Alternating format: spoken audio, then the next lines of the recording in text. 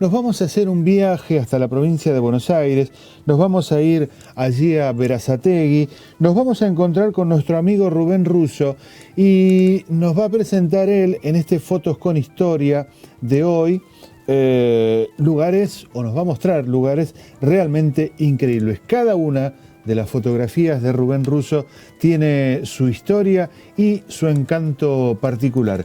Ya lo tenemos en línea, nos comunicamos con él, lo abrazamos y le decimos muy buenas noches. Rubén, ¿cómo estás? Marcelo, buenas noches, ¿cómo estás? Buenas noches para la audiencia, ¿cómo están? ¿Lo tenemos en línea, Rubén? Hola, hola.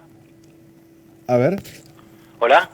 Yo no tengo retorno de Rubén, por eso decía. A ver ahora. Hola. Ahora sí, Rubén, te escucho perfecto. Te saluda Marcelo, buenas noches. ¿Cómo buenas estás? Noches a la audiencia, ¿cómo están? Bien, muy bien. ¿Cómo anda todo por allí? Bien, bien, fresco pero tranquilo. Bueno, bárbaro. Rubén, vamos a iniciar entonces este viaje. Vamos a ir a recorrer esas fotografías tan particulares que vos siempre nos mostrás. Cada una de ellas tiene su historia, tiene su encanto, tiene la óptica tuya, en definitiva. ¿Por dónde vamos a viajar hoy? Bueno, muchas gracias. Hoy vamos a estar por dos lugares, por Jaramillo, el pueblo de Jaramillo en el norte de Santa Cruz, y vamos a estar por Sierra Grande, en Río Negro. En esta ocasión les quiero mostrar y les quiero contar sobre dos museos, uno en cada uno de los lugares que nombré. Ya lo dije creo en algún otro momento, porque no es el primer programa que hago sobre museos, que siempre me parece interesante poder recorrer y poder conocer los museos de los lugares donde uno va, porque me parece y estoy convencido que es una forma de agregar información y muchas veces de ponernos en mayor contexto en los lugares por donde estamos andando o visitando, cualquiera sea el plan, ¿no? Claro. Ya sea como para pasar unas vacaciones tranquilas, de ir a la playa y de descanso, como para hacer turismo aventura. Siempre es bueno, me parece, aprender, siempre es bueno conocer, porque los museos están diseñados para eso, de una manera y con una didáctica particular que hace que verdaderamente nos sea fácil entender la temática de lo que nos está mostrando, y bueno, son lugares que preservan la historia precisamente de cada uno de los lugares que visitamos. Claro. En este primer y segundo bloque vamos a charlar de esta es una opinión mía. Ambos museos son pocos conocidos. Uno porque el Museo Facón Grande, que es el que vamos a hacer en este primer y segundo bloque, que se encuentra en Jaramillo, es de muy reciente inauguración. El 4 de diciembre pasado del 2021 se inauguró, así que no tiene ni siquiera un año. Es un museo que de todas maneras, desde que se pensó y se empezó a proyectar, tardó 30 años en poder hacerse realidad. Uno piensa, ¿no?, que cuánto tiempo muchas veces nos lleva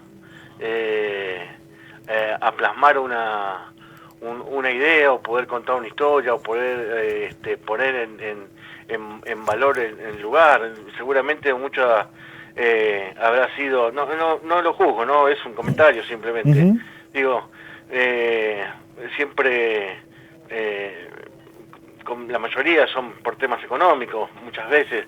Este es un museo que está emplazado en la estación Jaramillo, la estación original que perteneciera al ferrocarril de Puerto Deseado de las Heras, la famosa estación kilómetro 120, porque en ese momento, a pesar de que también tenían nombres, en primer lugar eran por el kilómetro que estaban alejados de la cabecera, que era Puerto Deseado. Ujú. Este era el kilómetro 120, ahí después esto, digamos, como todo, o la mayoría de los ferrocarriles, fueron fundadores de pueblos, y alrededor del ferrocarril se empezó a armar todo.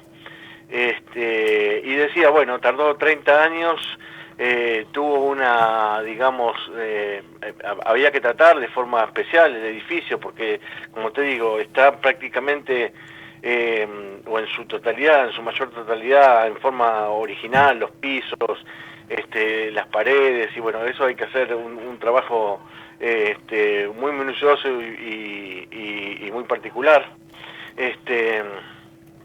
De hecho, creo que tengo entendido que muchas de las cosas que están en la infografía y demás, no es que está sobre la madera original, y eso tienen como un tratamiento o un pegado especial, cosa de no dañar, porque es todo madera, ¿no? Claro. Madera y chapa. Ujú. Los pisos estaban tan mal, y por el paso del tiempo y demás. Estamos hablando del ferrocarril que, si no me equivoco, años más, años menos, se empezó a realizar en 1909, empezó a funcionar en el 1911. O sea, un edificio que ya tiene más de 100 años. Claro. Los pisos se invirtieron, se dieron vuelta las maderas y se colocaron para poder poner un poco mejor lo que estaba dañado, y también las curvas, las curvaturas que se hicieron por el paso del tiempo, del agua y demás. Claro. Bueno, fundamentalmente Rubén, el museo habla de la estación, de toda esta importancia de la estación y la impronta del ferrocarril que tuvo el ferrocarril en Jaramillo, como en tantos otros pueblos. uh-huh. Y además también habla de uno de los hechos más trascendentes de la Patagonia, de las huelgas del 20 y 21, con el fusilamiento de muchísimos obreros, peones rurales, que pidiendo condiciones de trabajo más dignas de las que tenían en ese momento, se enfrentaron contra el ejército y fueron fusilados. Exacto. Ahí estábamos viendo una de las primeras fotos, que es el portal de ingreso, ¿no? Dice Museo Facón Grande, Estación Ferrocarril, Monumento Histórico, y cuenta un poco la historia, que a pocos metros de allí fueron fusilados, ¿no? Los trabajadores rurales que habían entrado en huelga en 1921. Sí, exactamente. En este primer bloque lo que más vamos a ver es los exteriores de la estación, para que vean cómo quedó el vagón, que es el vagón P111, que es un vagón de pasajeros de primera. No me puedo acordar, creo que lo encontraron en Rawson, no me acuerdo en qué lugar de Rawson estaba así como tirado o abandonado, no sé cómo fue a parar ahí. O sea, eso, digamos, cuando en el 77, 78 cierra el ferrocarril, que empiezan a vender todo como chatarra, se produce la gran pueblada, que es la que rescata el famoso vagón 502, que es el que está en el centro de Puerto Deseado, y este era otro de los vagones que, bueno, en un momento se había perdido de vista, hasta que se rescata, se sabe que perteneció a este ferrocarril, y se repatria, por así decirlo, se solicita para digamos, darle el contexto que tenía inicialmente, y se trae para acá y se pone en Jaramillo. Uh-huh. Creo que es no tengo miedo de equivocarme, pero creo que es un Lancaster, un vagón que tiene más de 100 años, y está también restaurado prácticamente a nuevo, y bueno, está justo en el andén donde pararía cualquiera de los vagones del tren. Claro. Esto es lo que estamos viendo todo en este primer bloque, la estación con el contexto del vagón y todos los alrededores, el nomenclador, que es original, si bien obviamente el nomenclador, para quien no sepa, es el cartel donde dice el nombre de la estación, ¿no? Claro. Es la madera original. en muchos de los viajes cuando yo fui, el cartel estaba la madera pelada ya por el tema del tiempo, pero se veía y se notaba que decía Jaramillo escrito, y bueno, fue restaurado, pero es el cartel original. Claro. Así que bueno, ahí también en el patio de la estación vamos a ver unas estatuas que se hicieron de tamaño natural, unas estatuas en bronce que verdaderamente impresiona, ¿no? Da así como una sensación de realismo, primero por el volumen, porque uno se pone a la par y bueno, más allá de que sea en bronce, ¿no? Está Bayer, hay una estatua de Bayer en primer lugar, y después está la recreación que no fue exactamente ahí el fusilamiento fue a unos metros, no sé cuántos, pero en Jaramillo. Está Facón Grande siendo fusilado por 2 o 3 militares bajo la orden de otro. Inclusive vas a ver que hay una foto donde me posiciono prácticamente como haciendo el tiro, ¿no? Atrás de la persona que Sí. lo está apuntando, y da como una sensación así, no digo escalofrío, pero es una sensación llamativa. Sí, sí. No deja de ser una recreación de lo que ocurrió, ¿no? Sí, aparte uno se pone en contexto, digamos, uno está yéndose a ese momento, ¿no? Claro. Porque está también imaginando la situación, pero tratando de buscar otros planos, como siempre lo hago, de las cosas. Esa es una foto que me dio, ¿no? Así como un sacudón, porque el que estaba en la posición de tiro era yo. Justo la estamos viendo en este momento, mira. Ah, bueno. Uh-huh. Pero bueno, muy bien logrado realmente, pues ya te digo, son estatuas de tamaño natural, y bueno, digo, más didáctico que eso para digamos, comentar el triste tema de un fusilamiento, no puede haber. Claro. Continuando con el museo, tiene una particularidad. Si querés ir pasando al segundo bloque. Pasemos al segundo bloque entonces. Tiene una particularidad, por decía, que digamos está diseñado salvo hay una parte que tiene algunos objetos de la época del ferrocarril, un escritorio, un baúl que también van a ver por ahí en una foto donde se llevaban o traían cosas o eran cosas para guardar en las estaciones, que también es original, y algunos otros objetos. El resto de las salas están compuestos por infografía, porque digamos el único objeto que tiene un enorme valor que es con respecto a lo que fueron las huelgas, es la famosa cruz, que tengo entendido que la encontró Bayer en sus recorridas, después que él se carga a partir del principio de los 70, creo que fue, cuando él empieza, ¿no?, a mover un poco más este tema de las huelgas, y lo empieza a estudiar en profundidad, y a partir de eso todo lo que vino, el libro, la película y demás. Tengo entendido, te decía, que la encontró él, y es la famosa cruz de madera que la encuentran en un enterratorio masivo, por así decirlo, y la madera tiene un tallado muy rudimentario que dice a los caídos por la libertad, con la particularidad que libertad está escrito con B corta y sin la B, ¿no? Que he leído por ahí que en algún momento puede haber sido, pero esto nada, lo leí, pero digo, puede haber sido algún peón de descendencia o italiano, porque libertad es libertad en italiano, pero es con B larga.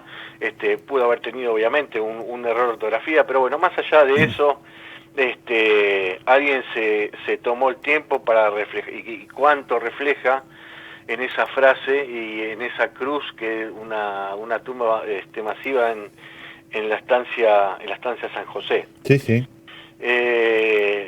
Como decía, hay mucha infografía desde toda la huelga, desde que empiezan los temas del campo, allá a partir por 1850 en adelante, toda la parte de las huelgas. Bueno, hay sobre la vida de Bayer también, obviamente sobre Facón Grande, que el nombre Facón Grande era José Font. Vamos a comentar un poquito quién había sido José Font. Era un entrerriano que llegó a Patagonia, más precisamente a Santa Cruz en 1905 para trabajar en lo que fue la famosa salina de Cabo Blanco, que fue, bueno, un lugar donde se trabajó muchísima gente, inclusive hubo, más allá de que ahora no hay absolutamente nada, casi ningún rastro, un pueblo que estaba conformado por más de 100 personas y tenía todo. Fue a trabajar ahí, después al tiempo ya consiguió trabajo como capataz de estancia en la estancia San José, precisamente en esta estancia que hablaba recién. Después de trabajar un tiempo ahí, él se independiza y empieza a formar, digamos, como una propia flota de carros. Él era carrero y domador, digamos, de profesión, ¿no? Así que sabía sobre el trabajo. Bueno, empieza a formar su propia flota de carros para transportar lana y demás. Y después es uno de los, por así decirlo, cabecillas que encarga, o sea, todo lo que fue la huelga del 2021 fue prácticamente en toda la provincia. En el sur había, por así decirlo, una columna, en el centro también había otra, y él estaba como encargado de entre 300 y 400 hombres en lo que era la parte norte, toda la parte de Firroy, Jaramillo, Deseado, toda esa parte. Hola, ¿están ahí? Sí, claro. Perdón. Bueno, es ahí que, bueno, después cuento todo más o menos bastante resumido, ¿no? Después de todos los problemas que hubieron y demás, cuando Irigoyen ya manda al ejército para reprimir al mando del teniente coronel Varela. Uno de esos enfrentamientos se produce en la estación Tehuelche, que es una estación que está a muy pocos kilómetros de ahí.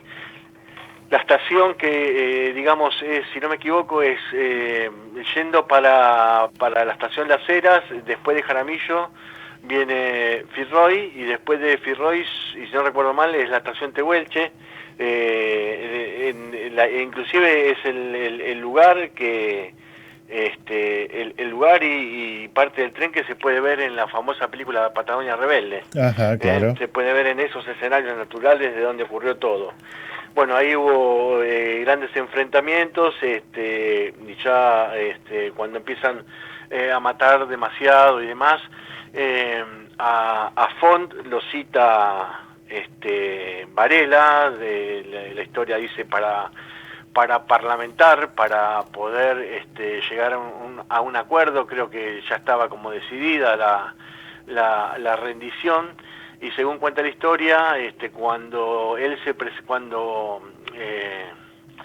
José Font, Facón Grande, se presenta en Jaramillo para hablar con Varela, es apresado, o sea, había sido como un engaño, es apresado, es maltratado y posteriormente fusilado con otro grupo de personas, ¿no? Claro.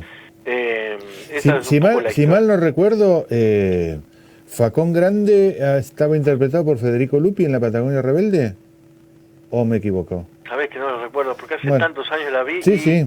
No solamente la vi hace tantos años, sino que hace tantos años que la quiero volver a ver, la tengo inclusive en CD y eso, y nunca me tomo el momento para verla, porque uno cuando ya conoce también el lugar, ya la interpreta de otra. Cuando yo la vi, yo creo que ni siquiera había ido a la estación Tehuelche.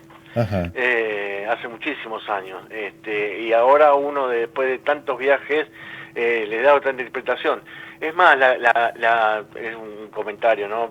La quiero ver porque mi amigo, el famoso paraguayito de Puerto Deseado, un amigo entrañable que me dio los viajes y la vida, una persona que quiero mucho y que todos los años voy a saludar, además de otras personas, me cuenta que parte de la casa, de la fachada de la casa, es utilizada, porque es una casa inclusive más vieja que el tema de las huelgas, es utilizada como una escuela en la película, o algo así me comenta, y yo siempre quiero ver precisamente, a lo mejor son 2 segundos de película, ¿no?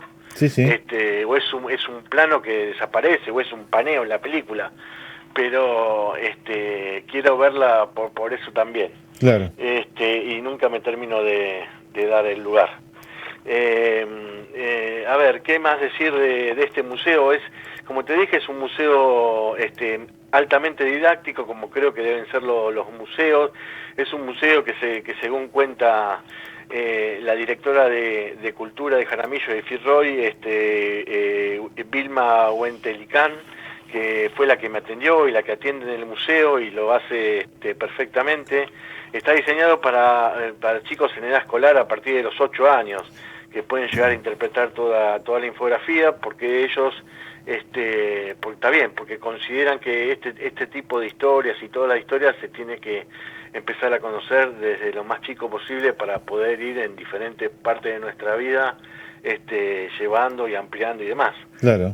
Así que la infografía realmente es muy amena, es muy ameno el lugar porque está impecable, hay realmente fotos como para que uno se posicione en qué era lo que pasaba en todo ese tiempo.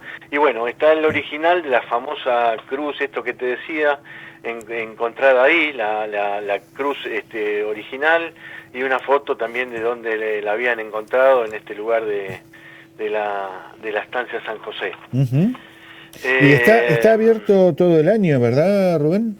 Tengo entendido que sí. Bueno, como todos los museos y sobre todo en lugares donde no son mayoritarios para el turista, porque bueno, lo que tiene un poco desde mi ojo de turista, ¿no? Lo que tiene por ahí la mala suerte es que ahí la troncal es la famosa Ruta 3 y para irse a este museo está bien que hay que hacer 7 kilómetros, ¿no? Pero para conocer el pueblo hay que hacer un desvío de 7 kilómetros y ni te cuento los 120 que hay que hacer a Deseado. Claro. Por ahí eso les corre un poquitito en contra porque todo el mundo es como que pasa de largo porque va a otros lugares, ¿no? Pero no es un turismo masivo, pero hay gente que va, y yo creo que esto va a hacer que mucha más gente vaya, sobre todo los que tienen interés por lo que es la historia patagónica. Sí, sí. Riquísima historia patagónica, claro. Sí, por supuesto, por supuesto.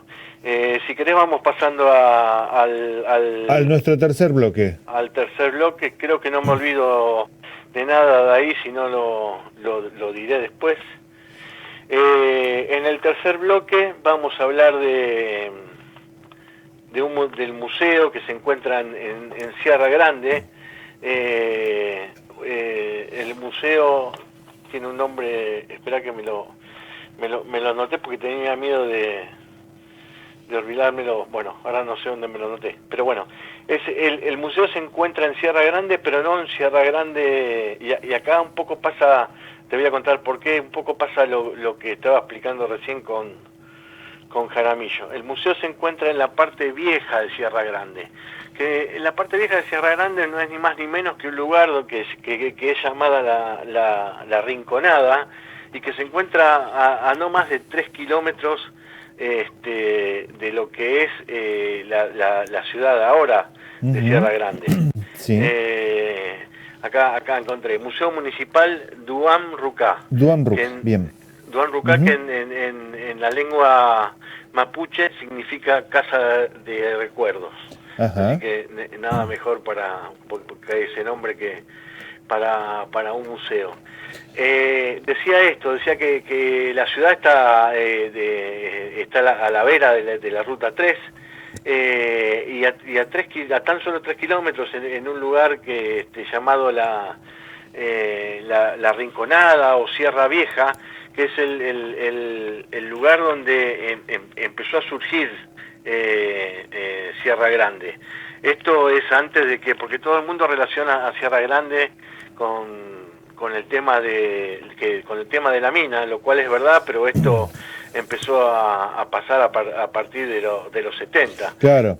Antes era una colonia pastoril, como muchas en Patagonia, un poco más benigna que otros lugares en cuanto a lo verde, y bueno. El museo está instalado en el viejo correo. Ahí estamos viendo la edificación de piedra tallada, que me hace acordar mucho a esas edificaciones las primeras edificaciones del ferrocarril de Puerto Deseado, el que mencionaba en el bloque anterior, que se hacían con los famosos picapedreros yugoslavos, que se hicieron ese tipo de estaciones hasta un poco antes de Jaramillo, porque la historia cuenta que a partir de ahí ya en ese momento del ferrocarril empezaba a mermar el dinero que estaba destinado para el ferrocarril, y ya dejaron de hacerlo de esa edificación que era cara pero muchísimo más resistente, y ya se empezaron a hacer de chapa y madera. Claro. Pero es ese tipo de edificación que hay en varios lugares de Patagonia de esa época. Fue como un furor en un par de décadas en construcciones patagónicas, sobre todo en Santa Cruz.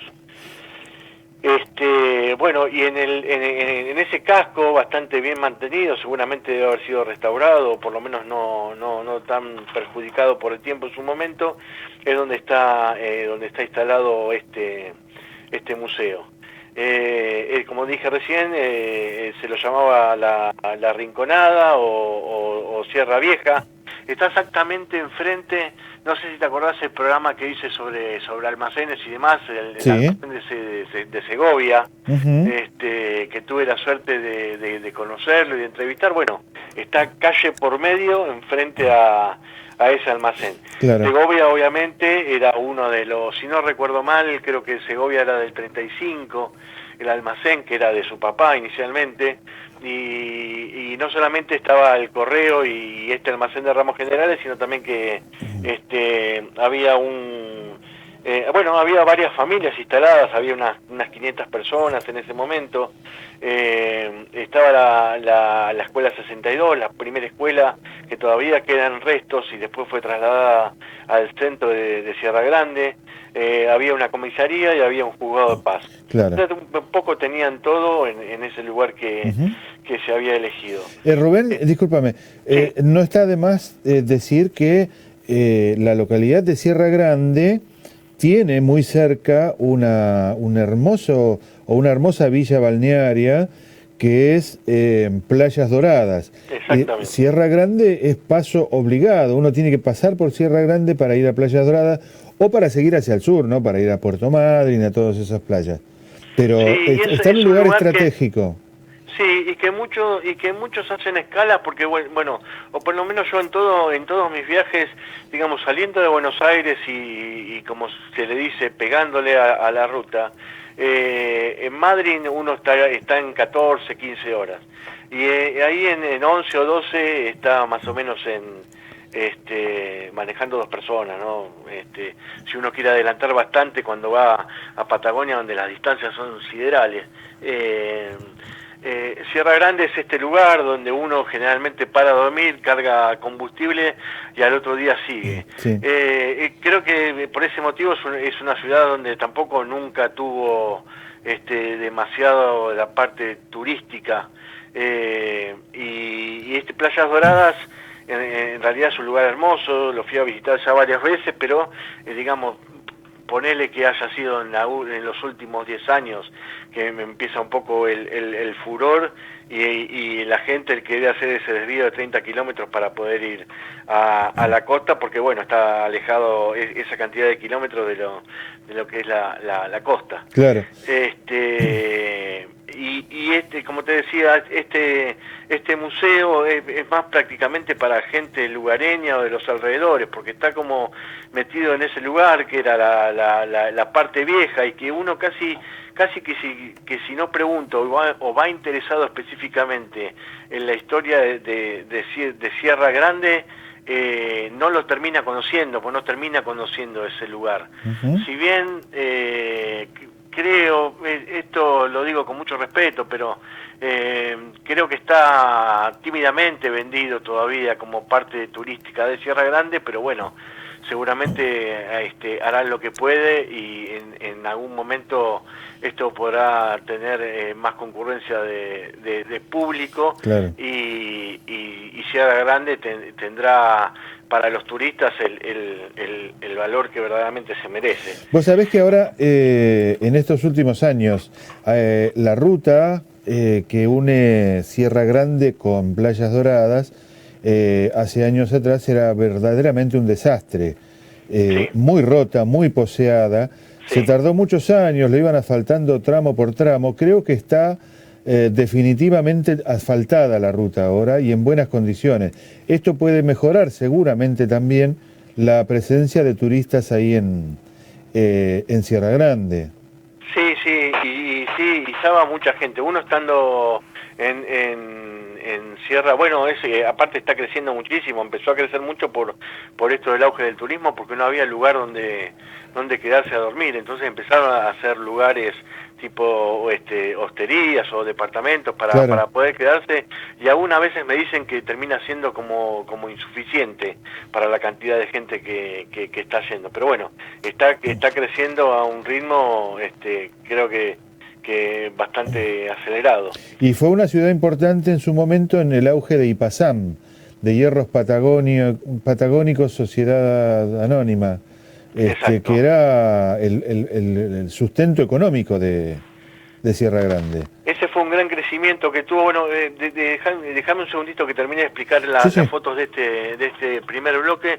Estamos jugados con el tiempo, pero bueno, No, no, no hay problema. en este primer bloque mostraba todo lo que eran las instalaciones por fuera del edificio del museo, el ex correo, y mostraba, tiene algo muy lindo que es en el jardín, tienen como, a ver, como un sembrarío de rocas, ¿no? En vez de flores, que también las hay, digamos, hay acumulaciones de diferentes tipos de rocas que son las que se van encontrando en el lugar y que uno las puede ver, hasta las puede palpar, porque realmente todo ese lugar, más allá de la mina también, que es de hierro, tiene diferentes tipos de rocas, muchas se usan para algo, no recuerdo ahora, pero también son utilizadas en menor medida. Y también tiene un monumento al cóndor, que eso me llamó la atención porque dice algo así como que a 100 años, no me acuerdo cuándo es no es muy viejo el monumento, pero decía que a 100 años de su extinción en el lugar, el cóndor, después de 100 años se vuelve a ver por la zona, Sí. y en homenaje a eso le hacen ese monumento. Y hay un tronco petrificado también. También hay tronco petrificado, Ujú. eso es así. Si querés vamos pasando al otro bloque, al cuarto y último. Al cuarto bloque, ¿cómo no? Para hablar de la mina, como vos decías, hago una síntesis muy chiquitita, pero para ubicarnos, todo lo que estábamos hablando era de principio de siglo, de Sierra Grande. El tema de Ipazán se empieza a cranear, por así decirlo, en 1969.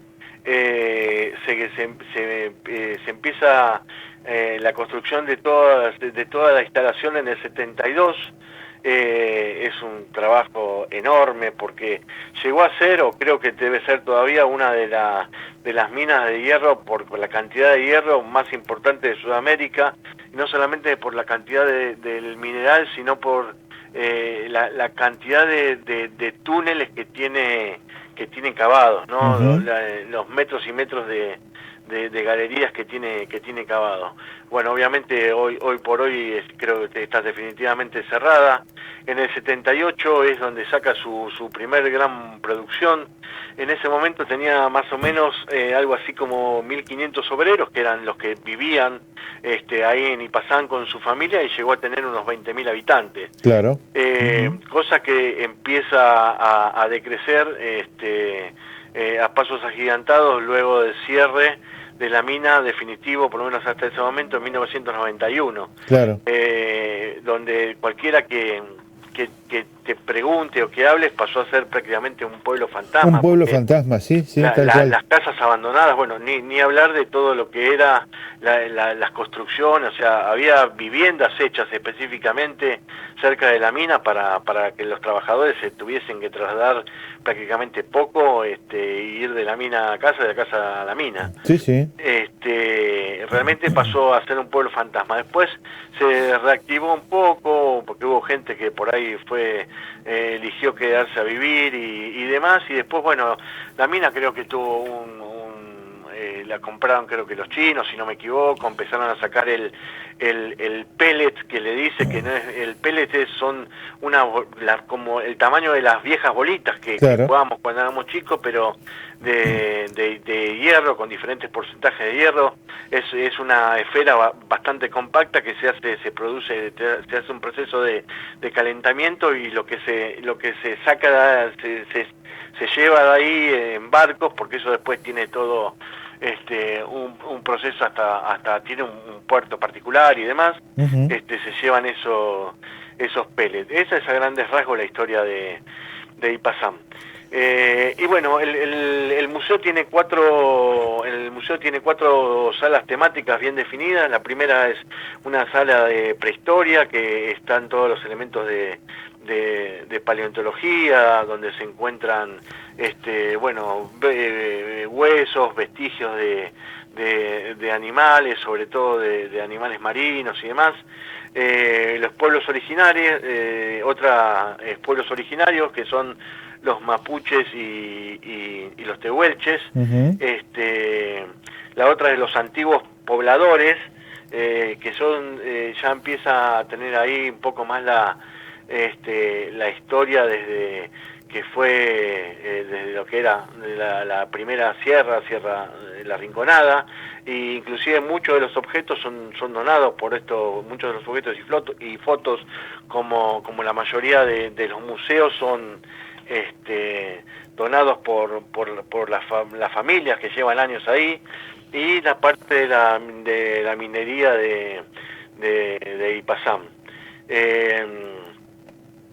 Se lo llama un museo intercultural porque está muy relacionado y trabaja en conjunto con una comunidad mapuche tehuelche que está cerca del lugar. No recuerdo ahora cuál es el nombre, pero bueno, esta interculturalidad de la hora o estos tiempos modernos con los que estaban los mapuches y los tehuelches, lo cual da un muy buen resultado. Tiene una colección adentro del museo de minerales y de rocas hermosa por las formas, por los colores. Todas las piezas del museo son del lugar, no hay nada traído de ningún otro lugar. Esa es otra de las características importantes. Son todas cosas de alrededor y que tienen referencia a la historia del lugar. Ahí me fue mostrando y me fue contando sobre el museo Sandra Cañumil, que es la encargada y la que muy didácticamente te hace saber y te hace conocer la historia de lo que es el museo.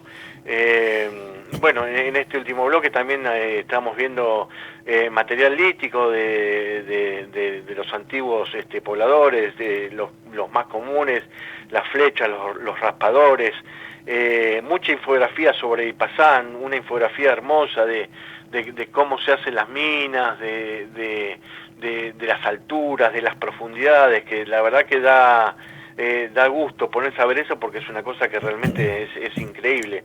Es como entrar a un hormiguero para humanos, ¿no? Claro. Después hay otra parte que tiene los elementos cotidianos, ¿no? Lo que representaba una una cocina antigua con la cocina leña, con los viejos termotanques, y bueno, esto es infaltable de algunos elementos, por suerte, de lo que era la mina de Ipazán. Hay una foto donde hay un fichero, un teléfono intercomunicador, Sí. hay un mimeógrafo bastante bien conservado, está el típico martillo neumático con los que todos nos representa el minero, ¿no? El minero con el casco y la luz, y el martillo neumático en sus manos. Claro. Así que podemos pasar por diferentes estados, por diferentes momentos, y conocer un poco la historia de este museo. Este museo tiene varios años, en un momento lo tenía una asociación Amigos del Museo, se fundó en el 22 de octubre del 92 y pasa a ser museo municipal el 19 de octubre del 2010. Ya tal vez un poco más completo, y a partir del 2010 ya tiene interés y conservación municipal del lugar. Mirá vos que lo hemos tenido, o lo tenemos, para nosotros accesible, más cerca, ¿no? Sierra Grande, pero sin embargo, ¿cuánto nos faltaba conocer, o cuánto nos falta conocer?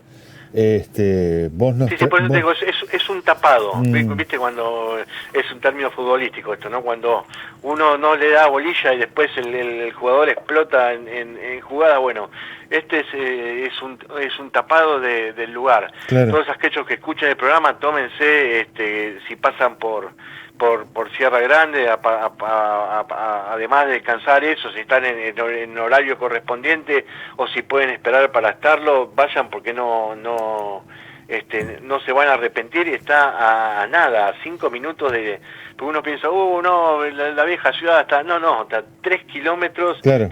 de lo que es ese viejo lugar, que fue digamos, cuando empieza la mina, es donde empieza a emigrar toda la gente, a trasladarse ni más ni menos que 3 kilómetros para estar más cerca de todo, y sobre todo ya también tenía obviamente otra preponderancia el tema de la Ruta 3, ¿no? Claro, claro. Y además, bueno, despójense de ese prejuicio de que, como hace unos años atrás, Sierra Grande era, como bien vos lo dijiste, considerado un pueblo fantasma. Bueno, Sierra Grande ha mejorado muchísimo, tiene mucha accesibilidad, tiene conexión. La ruta ahora con Playas Doradas está toda asfaltada, está nueva, impecable, así que sería una buena oportunidad como para hacer un turismo histórico por ahí, ¿no? Ir a los museos. Sí, tiene un datito más rápido. El hierro en sí fue descubierto por un geólogo llamado Manuel Reinero Novillo recién en 1945.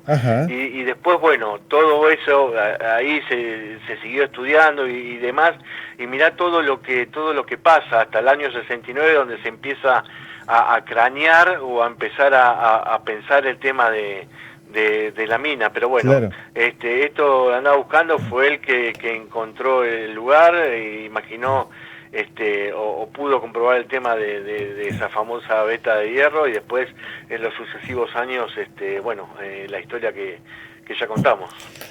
Rubén, nos llevaste hoy a conocer el Museo de Facón Grande, un museo que hace referencia a las huelgas de la Patagonia en la década del 20, y nos trajiste un poquito más a la contemporaneidad con este museo en Sierra Grande, el Museo de la Mina, el Museo del Trabajo de los Mineros. Así que hermosísimo viaje hicimos hoy con tus fotos, que por supuesto son de una excelente calidad. Bueno, muchas gracias, Marcelo, muy agradecido con Vilma Huentelicán, la directora de turismo de Jaramillo y Fitzroy, por la guiada que me dio el museo y por la atención, que inclusive estuvimos hablando de otras cosas también correspondientes a Jaramillo.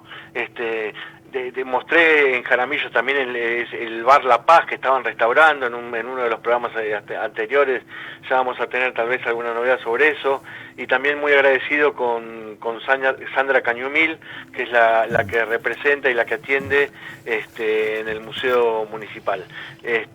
Así que bueno, ojalá que haya gustado, muchísimas gracias por el lugar nuevamente, y bueno, nos estamos encontrando mañana en Ruta Nacional Malvinas. Eso te iba a decir. Hoy hicimos un viaje estupendo aquí por la Patagonia y mañana vamos a estar con vos, Rubén, en Ruta Nacional Malvinas. Te mando un abrazo muy grande y muchas gracias por este trabajo.